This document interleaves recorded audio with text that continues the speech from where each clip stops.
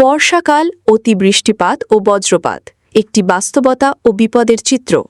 প্রতিবেদনকারী ঘোষদা TV প্রতিনিধি মুহাম্মদ সাগর মাহমুদ। স্থান মানিকগঞ্জ। তারিখ অগস্ট ২০২৫। বাংলাদেশে বর্ষাকাল সাধারণত জুন থেকে সেপ্টেম্বর পর্যন্ত স্থায়ী হয়। এই সময় প্রকৃতিতে দেখা যায় এক ধরনের পরিবর্তন। তাপমাত্রা কিছুটা কমে, আর্দ্রতা বেড়ে যায় আর আকাশে ঘন কালো মেঘের আনাগোনা শুরু হয়। এর ফলে প্রচুর বৃষ্টিপাত হয়, যা একদিকে কৃষিকাজের জন্য সহায়ক হলেও অন্যদিকে জলাবদ্ধতা, নদী ভাঙন ও মানবিক বিপর্যয় সৃষ্টি করে। তবে বর্ষার সবচেয়ে ভয়াবহ দিক হচ্ছে বজ্রপাত।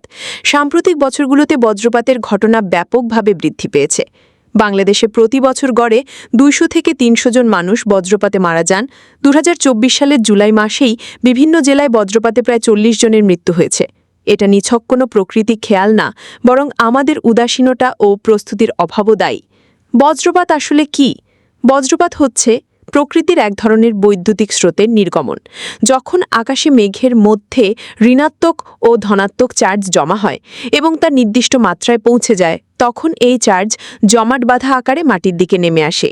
এই সময়ে ঘটে বজ্রপাত এবং আমরা শব্দ শুনি, যাকে বলে বজ্রধ্বনি। কেন বর্ষাকালে বেশি বজ্রপাত হয়? বর্ষাকালে আকাশে ভিজা গরম বাতাস উপরে উঠে গিয়ে ঠান্ডা মেঘের সঙ্গে সংঘর্ষে লিপ্ত হয়। এতে মেঘের ভেতরে অনেক বেশি চার্জ জমা হয়, যার ফলেই বাড়ে বজ্রপাতের হার। এছাড়া জলবায়ু পরিবর্তনের প্রভাবে পৃথিবীর বিভিন্ন অঞ্চলে তাপমাত্রা বেড়ে যাওয়ায় বজ্রপাতও আগের তুলনায় অনেক বেশি হচ্ছে। মানুষ কেন মারা যায় বজ্রপাতে? বজ্রপাতের সময় খোলা মাঠে থাকা মানুষ, মাঠে কৃষিকাজ করা চাষি, মাছ ধরতে যাওয়া জেলে, এমনকি মোবাইলে কথা বলা ব্যক্তি পর্যন্ত ঝুঁকিতে থাকেন। অনেক সময় গবাদি পশু, গাছপালা ও ঘরবাড়িও আক্রান্ত হয়। সতর্কতা ও প্রতিকার: বজ্রপাতের সময় খোলা মাঠ বা পানির ধারে বা উঁচু গাছের নিচে না থাকুন। বাড়ির ভেতরে থাকুন এবং ইলেকট্রনিক যন্ত্রপাতি বন্ধ রাখুন। বজ্রপাত শুরু হলে মোবাইল ফোন ব্যবহার না করাই ভালো। বজ্রচিহ্ন বা ওয়ার্নিং সিস্টেম ব্যবহারে সরকারি উদ্যোগ জোরদার করতে হবে।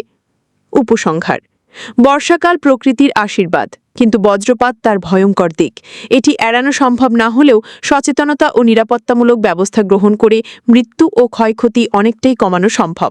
আমাদের উচিত প্রতিটি বিদ্যালয়, ইউনিয়ন ও গ্রামে এই বিষয়ে সচেতনতামূলক কার্যক্রম চালানো, যাতে প্রকৃতির এই ভয়ঙ্কর আঘাত থেকে নিজেকে ও অন্যকে রক্ষা করা যায়। আপনারা কি ভাবেন? সরকার কি যথেষ্ট পদক্ষেপ নিচ্ছে বজ্রপাত রোধে? আপনার এলাকায় সচেতনতা বাড়ছে কিনা?